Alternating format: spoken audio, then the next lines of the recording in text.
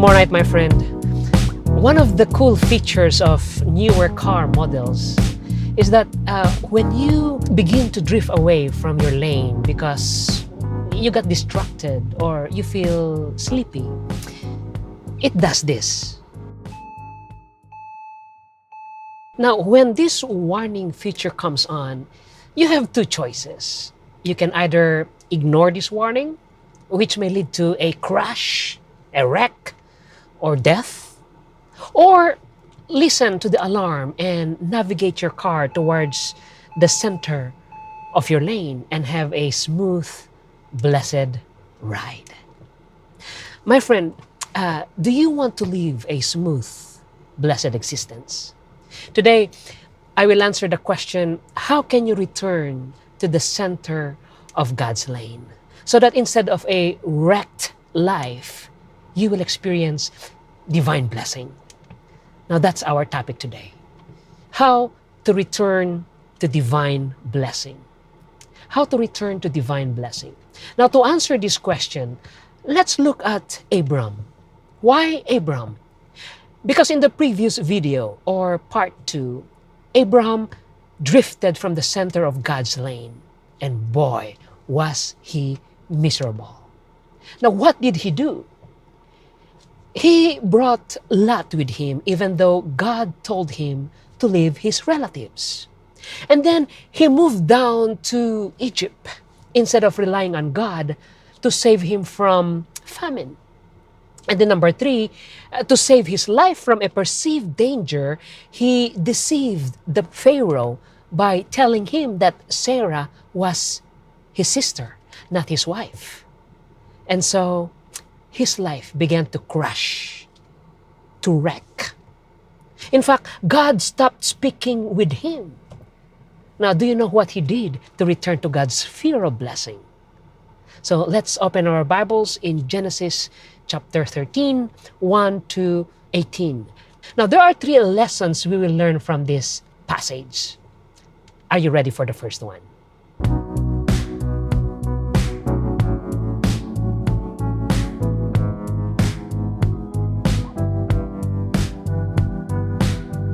How do you return to divine blessing?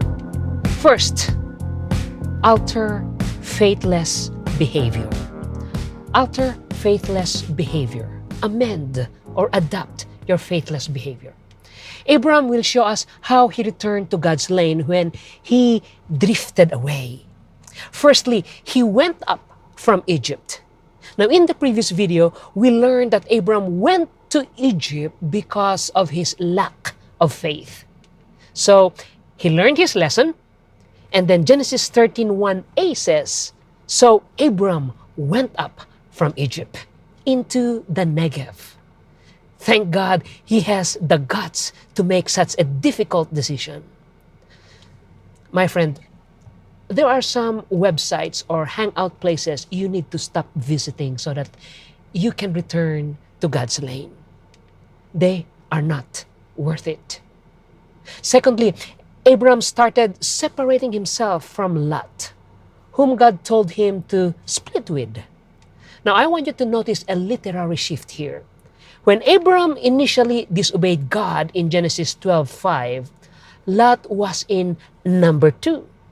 It says, and Abram took his wife, Sarai, his nephew Lot, and all the possessions they had. Did you notice that Lot is in number 2? But here in Genesis 13:1, Lot is now in number 3. It says, he, or Abram, took his wife and all his possessions with him, as well as Lot. Lot is now number 3. That's a subtle but significant shift. My friend, who is that individual you must stop seeing because he or she is preventing you from experiencing God? A barkada, a girlfriend, a boyfriend, a bad influence. Thirdly, Abram corrected his view of Lot. When Abraham disobeyed God in Genesis 12:5, the pronoun they is a picture of a unified team. It says, "And Abram took his wife Sarai, his nephew Lot, and all the possessions they had accumulated, and the people they had acquired in Haran, and they left for the land of Canaan." They entered the land of Canaan. They were a team.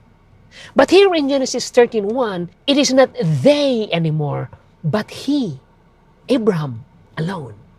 It says, "So Abram went up from Egypt into the Negev. He took his wife and all his possessions with him, as well as Lot." The term "he" signifies that Lot is not a part of the team anymore. Fourthly, Abraham returned to the altar he had built where he met God. Here, altar represents Abraham's return to faith and worship. Genesis 13:3 and 4 says, "And he, Abraham, journeyed from place to place, from the Negev as far as Bethel. He returned to the place where he had pitched his tent at the beginning between Bethel and Ai." Now, this was the place where he had first built the altar. And there, Abram worshiped the Lord. My friend, a way you know you are aligned in the center of God's lane is that your worship or altar is vibrant again. So how is your worship service? How's your quiet time? How's your prayer life? Alive? Enjoyable? Is your current activity or involvement a place where your faith and worship are growing? And lastly, number 5, he separated himself entirely from Lot. How do we know? In Genesis 13:5-9, it describes both Abraham and Lot becoming wealthier and wealthier. Now, to some people, material blessings is a sign that God is with them and blessing them. But Abram is not easily swayed or fooled by material abundance. He said in Genesis 39, "Is not the whole land before you?" He said this to Lot, "Separate yourself now from me." Notice that, separate yourself now from me. If you go to the left, then I'll go to the right. But if you go to the right, then I'll go to the left. Wow. God's command for him to leave everything, including his relatives, finally happened.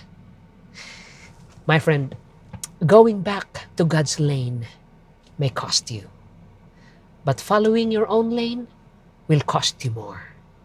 It leads to bigger wreckage and catastrophe. So, if some individuals are derailing you from your faith, if some websites are causing you to drift away from God's word, it will cost you to go back to God's will. But it will be worth it. And you know you're realigning to God's lane because you will enjoy your altar, your worship service, and your quiet time with God again.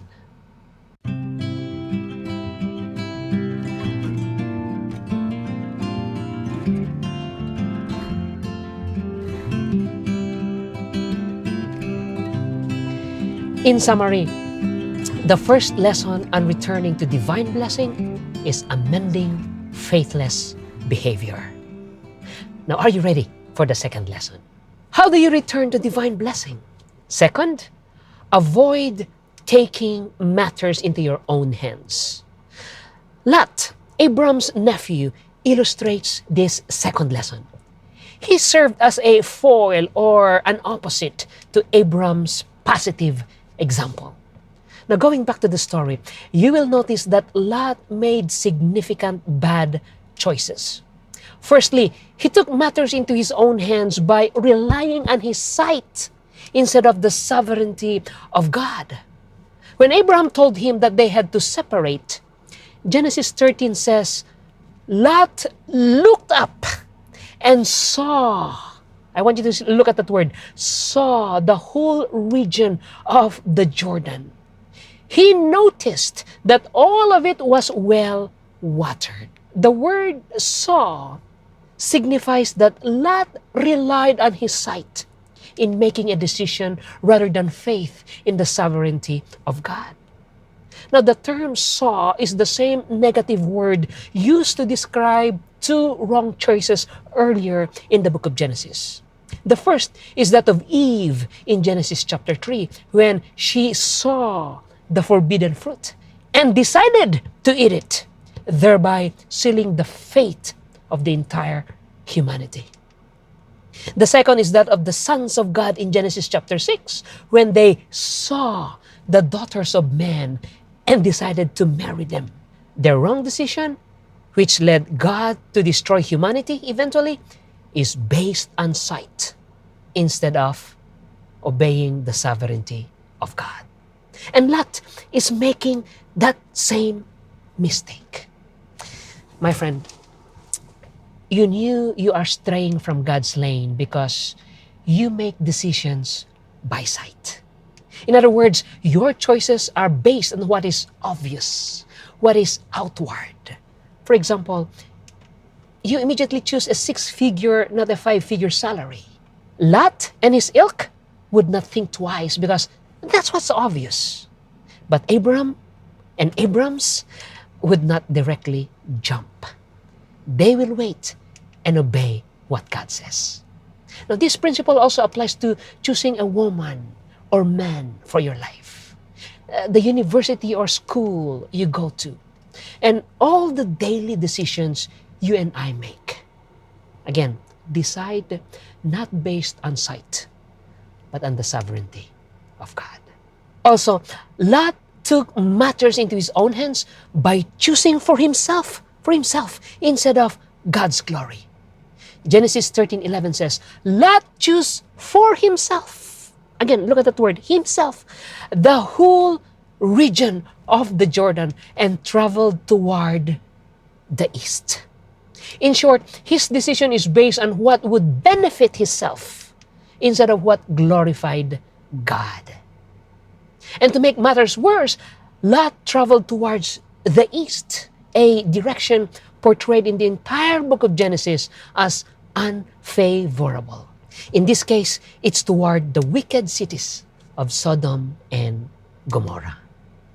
Again, my friend, you know you are making a wrong choice because you base it solely on what benefits you. You don't want to do that. Lot did it, and he eventually ended up crashing. Why? Because he did not listen to the warning beep, the warning sign when he started drifting away from God's lane. But what is the consequence of realigning and amending to God's will? The result is divine blessing. Just like the outcome of correcting your car, if it's drifting away, is a smooth and blessed ride. Look what happened to Abraham in Genesis 13:14. It says, after Lot had departed, the Lord said to Abram, look from the place where you stand to the north, south, east, and west. My friend, the only time God speaks to Abram again in this pericope is after Lot and Abraham parted ways and after he left Egypt. They started talking again. Do you also want to hear God's voice again? Not only that, after he left Egypt, a place he thought was a land of abundance from famine, and after he left Lot and letting him have the fertile land, whereas Abram went to the lush land, God came to him and repeated to him his promise about the promised land, and is now all the land. Genesis 13:15-18 says, I, or God, I will give all the land that you see to you and your descendants forever. And I will make your descendants like the dust of the earth, so that if anyone is able to count the dust of the earth, then your descendants also can be counted. Get up and walk throughout the land, for I will give it to you. So Abram moved his tents and went to live by the oaks of Mamre in Hebron, and he built an altar to the Lord there. Wow. That's what happens when you return to God's lane, to God's will. So what happened after this? What happened to Lot? What's the third lesson? Wait for the next video.